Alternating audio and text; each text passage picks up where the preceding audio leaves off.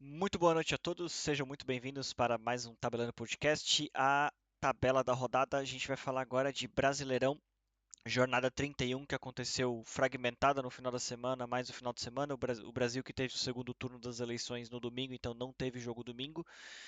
Tiveram alguns jogos acontecendo no sábado, na sexta, na quinta, então os jogos foram fragmentados aí ao longo da semana. A gente vai falar de alguns jogos aqui. Eu sou o Jota, estou aqui com o Fernando. Fernando, muito boa noite e alguns jogos bem interessantes. Pro topo da tabela talvez pouco mudou, mas lá para baixo a coisa tá bem quente, né? Boa noite a todos. Muito bom aí, mais um jogo, mais jornada, mais jogos finais de semana. E abaixo da tabela ali tá frenético, muitos jogos ali que bem empolgantes. Boa. Só para antes da gente começar a falar dos jogos aqui, não esqueça de deixar o like no vídeo, de seguir o canal, ativar o sininho também. E depois, no final do vídeo ou no jogo que você quiser comentar, e coloca os comentários aí, que isso sempre ajuda o canal também. E a gente gosta sempre de falar sobre futebol, bater papo sobre futebol, que é sempre muito importante. Vamos começar falando do jogo de Atlético Paranaense 3, Cruzeiro 0. Atlético Paranaense que era a pior campanha, na verdade, do retorno, né? E acaba conseguindo um 3-0 em cima do Cruzeiro, o Cruzeiro do Diniz. Claro que a gente vai falar da expulsão do Rafa Silva com 3 segundos de jogo. É o recorde, ele bateu o recorde no futebol, não só no futebol brasileiro, mas ele bateu o recorde no futebol pela expulsão. Achei um pouco estranha aquela expulsão, por mais que ele deixou o corpo, mas o outro também deixou o corpo. Não, para mim aquilo não era para uma expulsão tão cedo. Não achei que foi uma questão de agressão. Acho que os dois foram de encontro para realmente se encontrar e foi uma trombada ali entre os dois. Então sinceramente, para mim aquilo não era para expulsão, mas enfim, foi expulso o Rafa Silva, condicionou bastante o jogo também, obviamente, mas mesmo assim, né, a gente está falando da pior campanha do retorno. O Cruzeiro também não tem feito um bom retorno, mas dá um gás para ser Atlético Paranaense 3-0, dá saldo e pode trazer um novo ânimo para esse time aí, para essa reta final que vai ser muito importante com várias brigas ali com o pessoal lá de baixo, né? Gols. Sim, Só para finalizar aqui, Fernando, já te passo a bola também. Gols de Pablo, Julimar e Nicão. O gol do Pablo, passe do Julimar. Gol do Julimar, passe do Pablo. Então fizeram a duplinha ali também.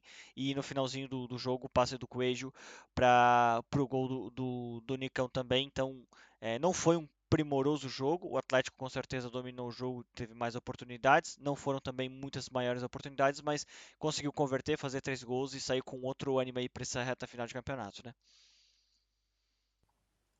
sim, claro. Hoje qualquer ponto é importante para o Atlético, para quem está brigando ali pela parte de baixo da tabela. Qualquer ponto que ele consegue ali é importantíssimo.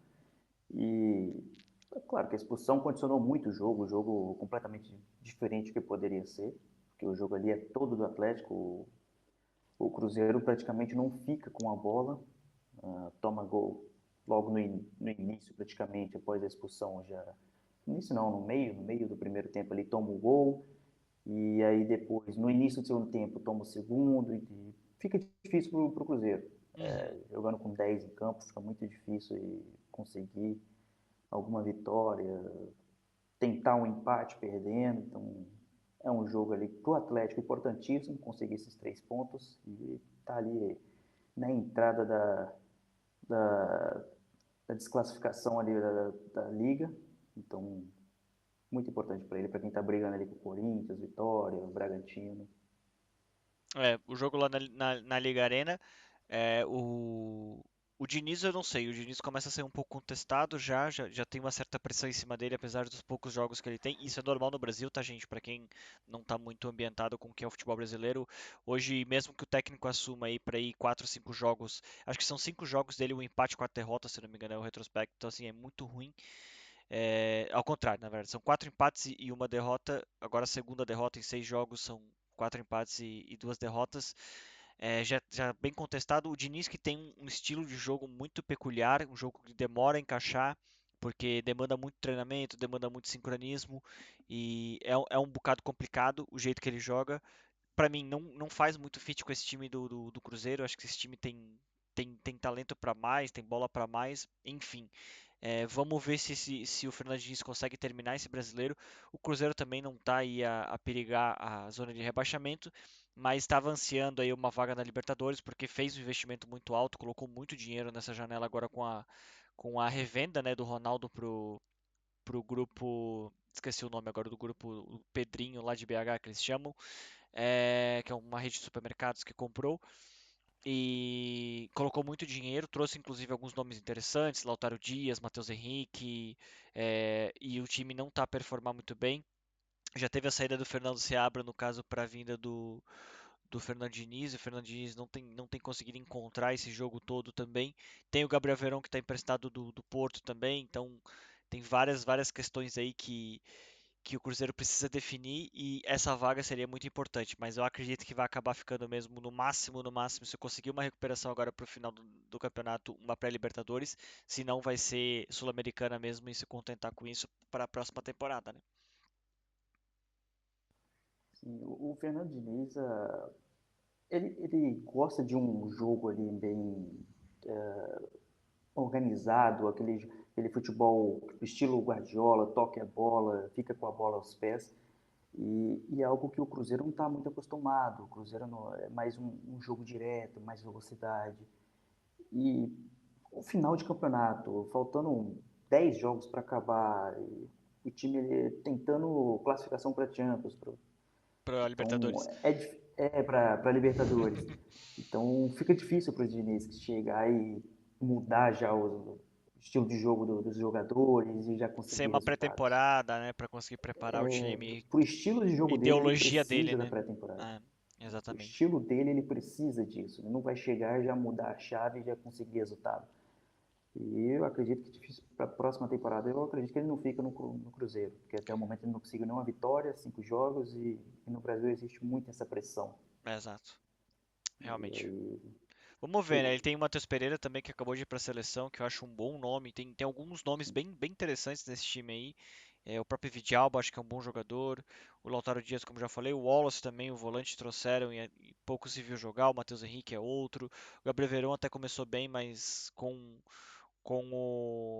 o Diniz também não tem aparecido muito. Vamos ver como é que esse Cruzeiro consegue sair. Vamos ver o que esse suspiro vai dar para esse Atlético Paranaense também.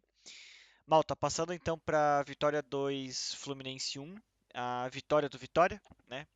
É importante para a tabela, importantíssimo, porque o Vitória está brigando lá embaixo, já teve uma situação até pior a nível de tabela.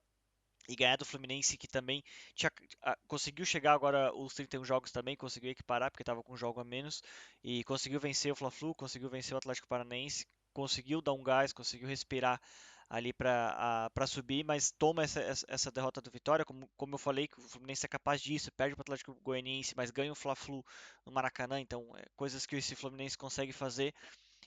Liga o sinal de alerta para o Fluminense, mais uma vez, que tinha baixado um pouco, a luz já estava amarela e volta a ficar laranja de novo.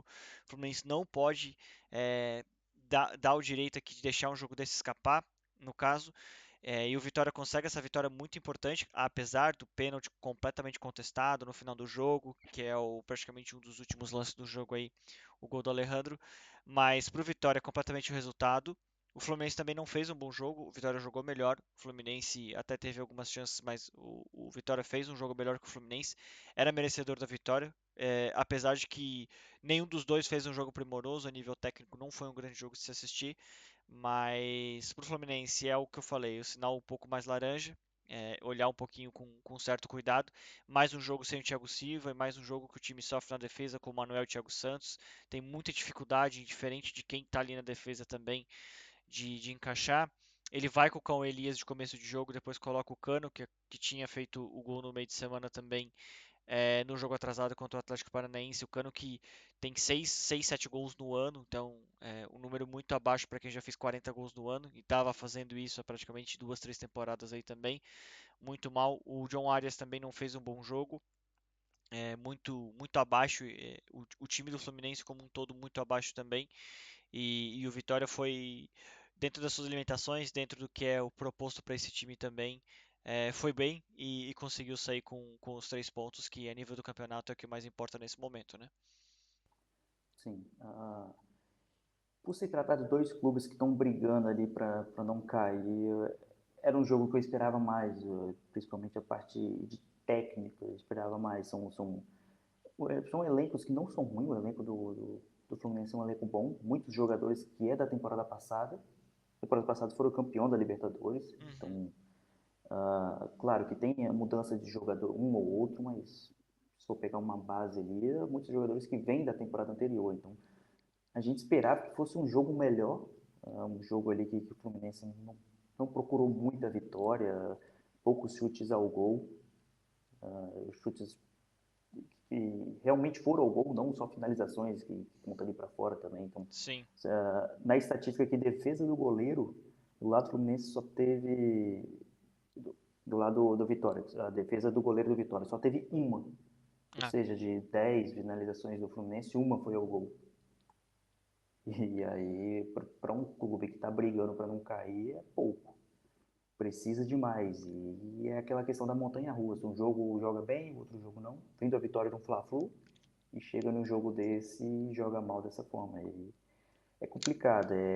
Não dá para o torcedor respirar achando que está salvo ali da zona de rebaixamento, porque não está salvo ainda não. eu mudo um pouco a minha opinião. Acho que o Fluminense tá numa boa perspectiva de escapar. O problema é que o Fluminense nesses jogos relativamente fáceis se complica muito. E ele se complicando, dependendo de como acontece o final do campeonato, das sequências. Olha o que aconteceu com o Santos. O Santos, essa altura do campeonato passado, que foi rebaixado, o Santos estava em 14º. O Fluminense está em 14º, tá? Então, esse é um ponto que a gente tem que olhar para isso, porque tem que tomar um certo cuidado com isso. O Fluminense é 13º agora, enfim. Mas às vezes, dependendo da combinação que acontece ali de resultados no final, e o Fluminense joga o último jogo fora de casa contra o Palmeiras, e o Palmeiras pode chegar disputando o título com o Botafogo, e dificilmente o Fluminense vai conseguir tirar ponto, porque o Palmeiras vai dar a vida nesse jogo. Então, realmente é uma coisa que o Fluminense precisa se preocupar, porque ele tem que considerar esse jogo menos um. Ele tem que conseguir garantir o que ele precisa para escapar da zona de rebaixamento até lá. Não que, eu não tô aqui mesmo sendo palmeirense falando de o Palmeiras vai ganhar 100% de certeza. Não, pode acontecer e o Fluminense ganhar e escapar. Só que vai existir uma pressão muito grande porque o Palmeiras vai estar disputando, muito provavelmente vai estar disputando o título com o Botafogo. O Palmeiras ainda tem um jogo de confronto direto com o Botafogo que pode chegar empatado. Na última rodada, os dois podem chegar empatados. Então, assim, vai estar valendo muita coisa para o Fluminense tentar jogar a vida nessa última rodada e pode sair caro se não garantir até lá, né? Sim, o Fluminense tem que aproveitar esses jogos assim que contra o Vitória, vai ter um jogo ainda contra o Cuiabá. São os jogos que ele tem que entrar em campo já pensando nos 3 pontos e não tem outra opção. São jogos ali que ele tem que entrar já pensando que vou ganhar, esse jogo que eu vou ganhar e entra com sangue no olho ali para conseguir o resultado. Ó, a sequência é Grêmio em casa, o Grêmio acabou de ganhar, pode ser um jogo complicado. Internacional fora, o Internacional é uma das melhores equipes do retorno. Fortaleza em casa. Fortaleza é um time chatíssimo. O jogo fez 2-2 agora contra o Palmeiras. É um time muito difícil de se jogar contra, seja em casa, seja fora. Joga contra o Criciúma em casa e o Criciúma arrancou o ponto do Botafogo fora de casa, lá no Engenhão. Então o Criciúma não é um time bobo e tá valendo muita coisa que o Criciúma também tá lá para baixo, mas tá um pouco mais acima e eu acho até que o Criciúma escapa, mas vai valer muita coisa. Joga fora contra o Atlético Paranaense lá na Liga Arena e aí é o que eu digo que o Atlético Paranaense pode já ser outro. Não sei se o Atlético Paranaense que eles acabaram de ganhar de 1-0 no Rio, e aí na penúltima rodada joga contra o Cuiabá. Ali ele tem que chegar pelo menos para fazer os 43, 44 pontos aí para estar garantido com a vitória em cima do Cuiabá, vamos dizer. Porque antes disso tem bastante jogo complicado. Grêmio, Inter, Fortaleza, Atlético Paranaense fora, Criciúma em casa, não são jogos muito acessíveis para esse Fluminense, que tem muita dificuldade, e é o próprio estilo do Mano também, de atacar, como tu bem disse, bem mostraste também. É um time que não tá com muita confiança, como tá oscilando muito, não tem muita confiança, tá bem desesperado, e às vezes o desespero começa a bater e a coisa começa a bater errado, dependendo de como for. Ainda eu acho que o Fluminense tem, mudando a minha opinião mais uma vez, acho que o Fluminense tem boas chances de escapar, mas não pode se complicar nesses próximos jogos, porque o Cuiabá é lá no final. O Cuiabá é no jogo antes do Palmeiras, então tem que tomar certo cuidado, né? Boa. Mais alguma coisa de Vitória 2 Fluminense 1, Fernando? Não, podemos passar para o próximo, que esse jogo aí foi bem abaixo do que se esperava. Pois é, vamos falar de Vasco 3, Bahia 2. O Payet fazendo dois gols, o Payet que estava bem baixa, né? Tava sendo bem questionado já no Vasco. O Bahia, que baixou muito de produção para mim nos últimos jogos, tem ido muito mal. Esperava um pouco mais desse Bahia a nível competitivo, mas acho que o Vasco começou o jogo muito bem. Depois até acaba sofrendo, né? Porque toma o 3-2.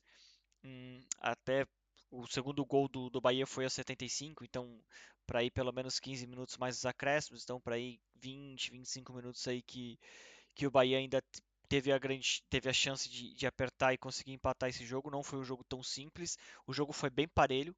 A primeira parte foi completamente do Vasco, a segunda parte foi completamente do Bahia. A gente pode olhar no XG, primeiro tempo o XG do Vasco de 1,87 e do Bahia 0,28. Na segunda etapa o XG do Vasco de 0,11 e do Bahia 1,63. Então foi um jogo assim, literalmente de cada tempo para um lado. É, a sorte do Vasco, a competência do Vasco foi ter feito 3 gols já na primeira etapa, porque poderia correr um grande risco para o segundo tempo aí. Ele toma o primeiro gol já no finalzinho do primeiro tempo, e o segundo tempo foi completamente um desespero para o Vasco, que está lutando para pegar alguma vaga ali para cima, até quem sabe pegar uma vaga de pré-Libertadores, mas fez os 3 pontos, a vitória é importante, sobe na tabela também, chega em décimo colocado, mas acho que dificilmente o Vasco vai sair muito daí. Acho que essa é realmente a posição real do Vasco e vai ser uma Sul-Americana e é a realidade do Vasco hoje. E é um time assim que eu acho que precisa mais.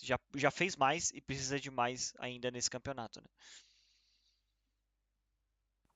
Sim, o Vasco que sai no primeiro tempo com a vitória de 3-1. Então, teoricamente era vir para o segundo tempo e segurar o jogo, fazer aquele jogo morno, de ficar com a bola, toca a bola, não dá muita chance para o adversário, mas foi completamente diferente. O Bahia voltou outro para o segundo tempo, teve chances do empate após o segundo gol ali, que aí foi a pressão maior do Bahia.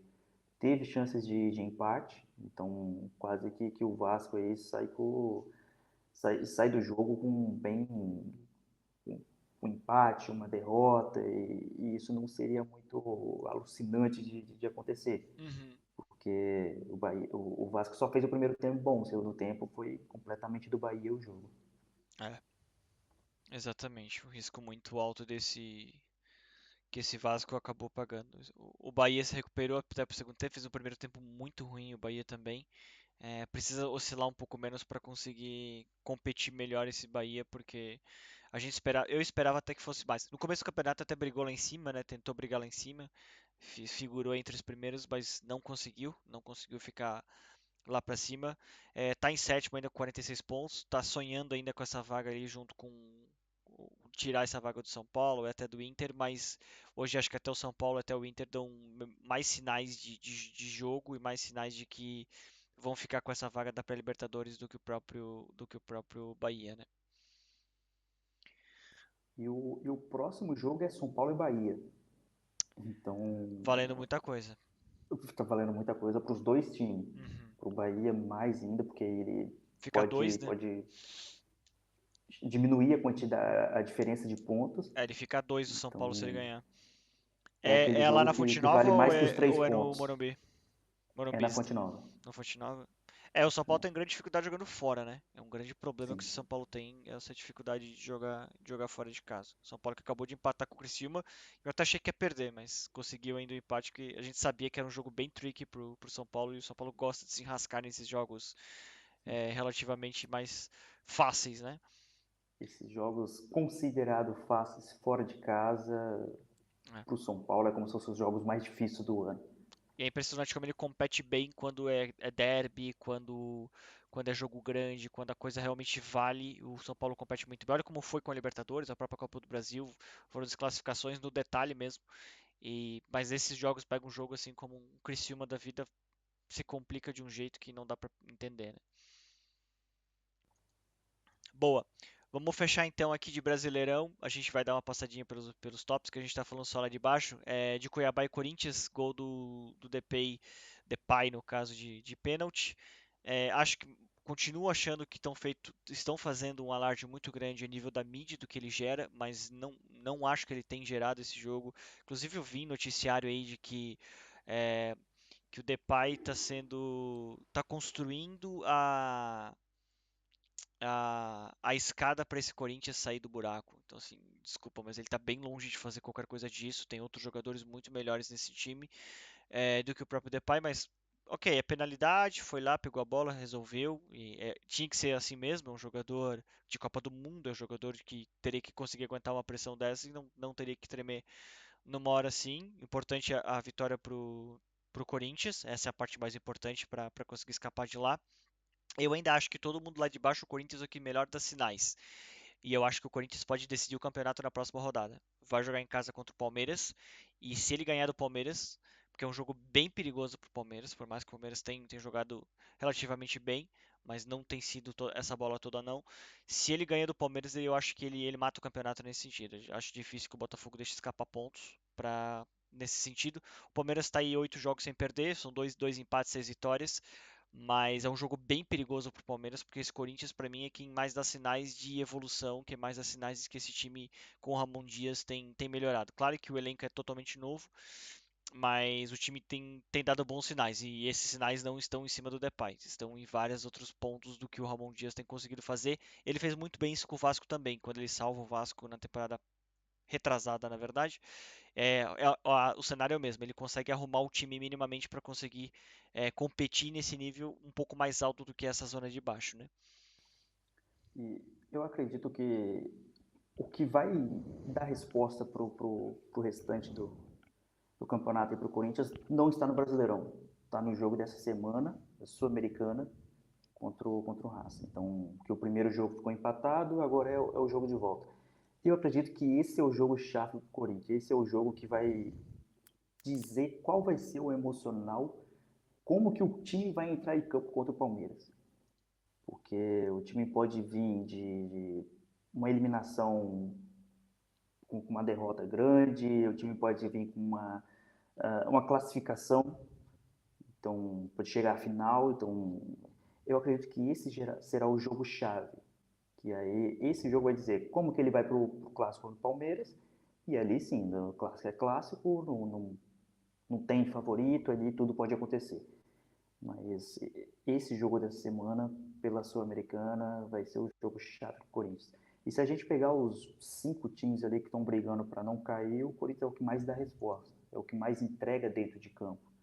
As notícias põem o Memphis como o salvador da pátria, mas para quem acompanha ali e vê, praticamente não é isso. É um gol de pênalti, um outro gol ali Fez gol de falta difícil. também, né?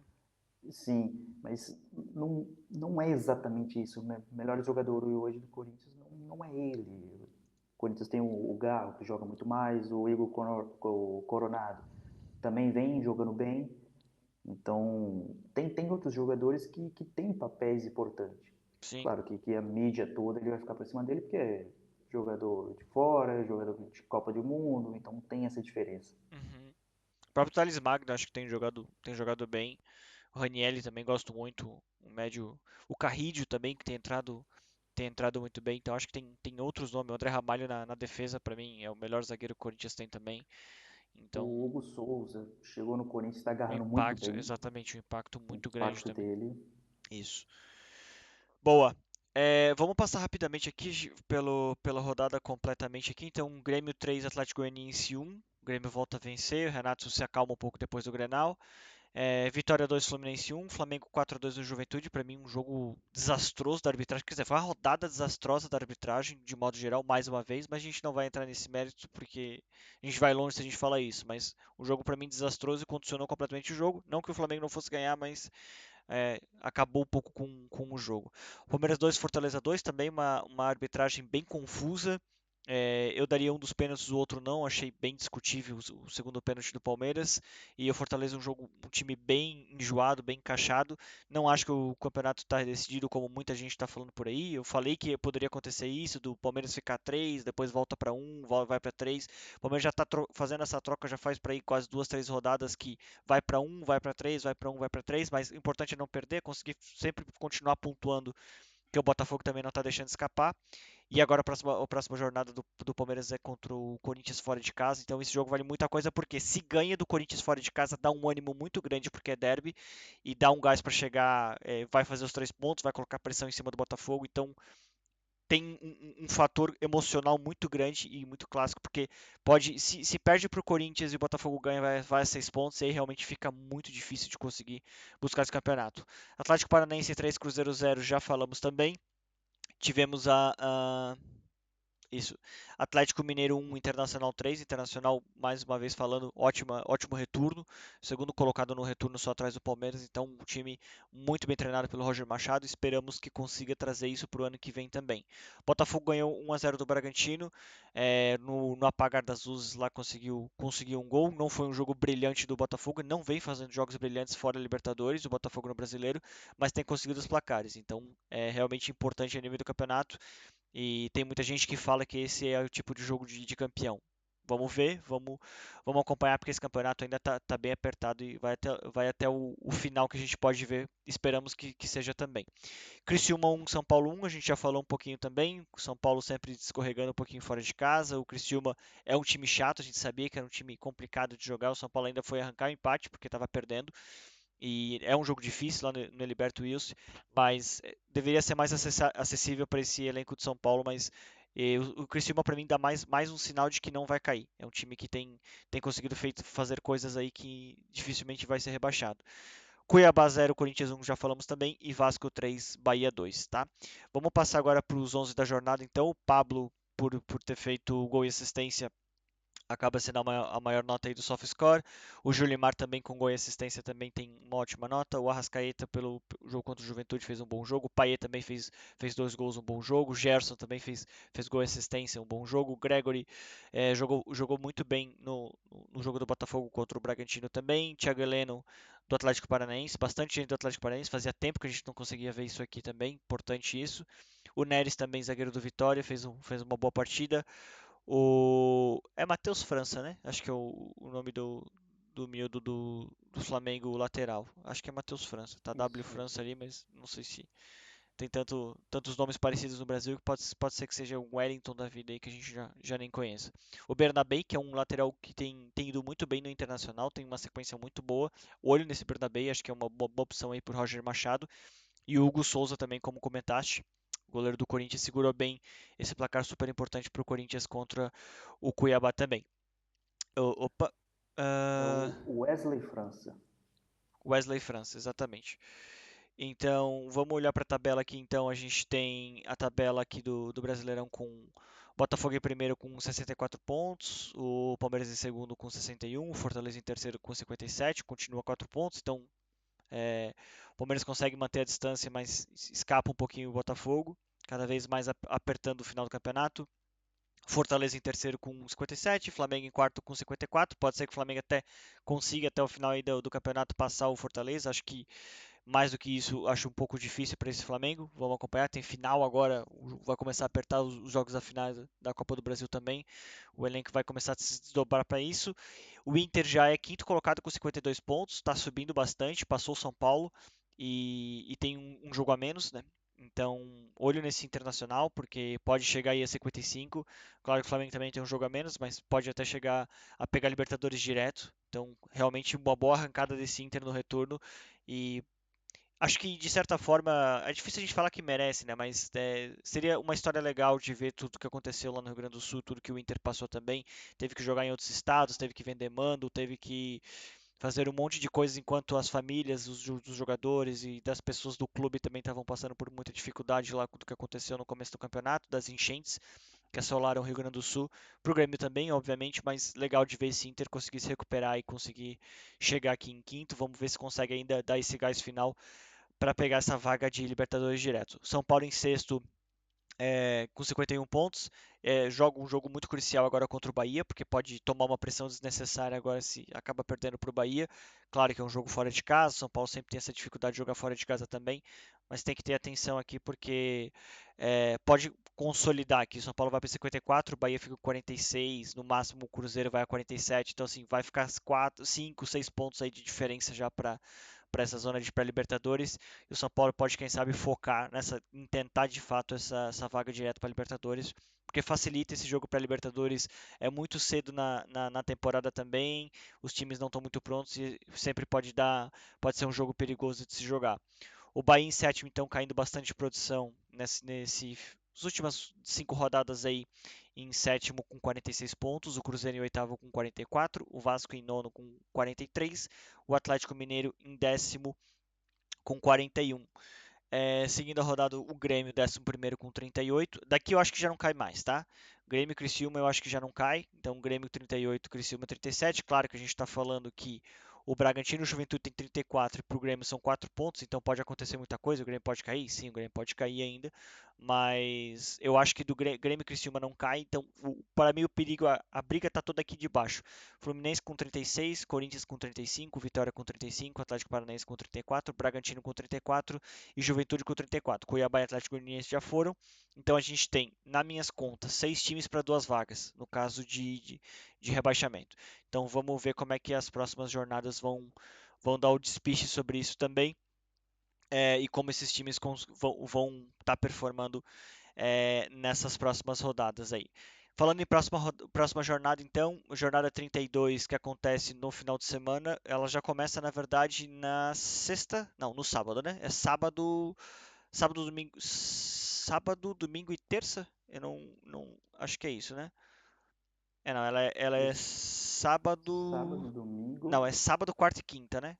Tem sábado, tem um jogo domingo que é o derby, e quarta e quinta tem jogo Isso, também que quarta e é, que é o quinta. resto da rodada. O do Brasil, por causa que está acontecendo, tem Copa do Brasil, tem Sul-Americana e Libertadores, um monte de coisa acontecendo, então as jornadas estão bem misturadas, o calendário brasileiro é uma loucura mesmo. Vamos lá, Fluminense e Grêmio, no caso, abrem a rodada, tem Bragantino e Cuiabá, Atlético Paranaense e Vitória, Juventude e Fortaleza, e Corinthians e Palmeiras acho que é o jogo que mais vale para essa rodada, pelo menos a nível de título, né? Depois a gente tem Internacional e Criciúma, Inter em casa, então um jogo bem perigoso para o Criciúma, para ficar atento. Bahia e São Paulo a gente já falou bastante também. Botafogo e Vasco, acho que é clássico, né? Então também é complicado para o Botafogo, às vezes pode se enrascar num jogo ali com pressão do próprio estado. Cruzeiro e Flamengo e Atlético Goianiense e Atlético Mineiro fecham a jornada no dia 7 do 11, isso na quinta-feira. Tá? Acho que é isso. Mais alguma coisa de Brasileirão pra gente falar, Fernando? Esse jogo aí, Atlético Paranaense e Vitória, é jogo que vale 6 pontos. São dois times que estão brigando ali para não É cair. verdade, vale muita coisa, é verdade. O próprio Fluminense e Grêmio também, porque o Grêmio tem 38, o Fluminense tem 36, o Grêmio vai a 41 se ganhar, o Fluminense vai a 39 e passa o Grêmio se ganhar. Então, um jogo valendo muita coisa e se o Grêmio ganha, o Fluminense pode se complicar, pode tomar pressão. Se o Fluminense ganha, o Grêmio pode começar a ligar o sinal laranjado, porque a coisa pode começar a complicar também. Então, bem importante esse jogo mesmo. Boa, muitos jogos legais, muitos jogos importantes. Pessoal, então era isso que a gente tinha para passar de Brasileirão, tá? De Brasileirão Betano. Então passamos a 31ª rodada, já deixamos a 32ª aqui para vocês também. Não esqueçam de deixar o like, de seguir o canal, ativar o sininho, de deixar os comentários também no vídeo, porque é sempre importante e sempre legal a gente falar de futebol. Fechou, Fernando? Era isso então de Brasileirão. Um abraço a todos, até a próxima.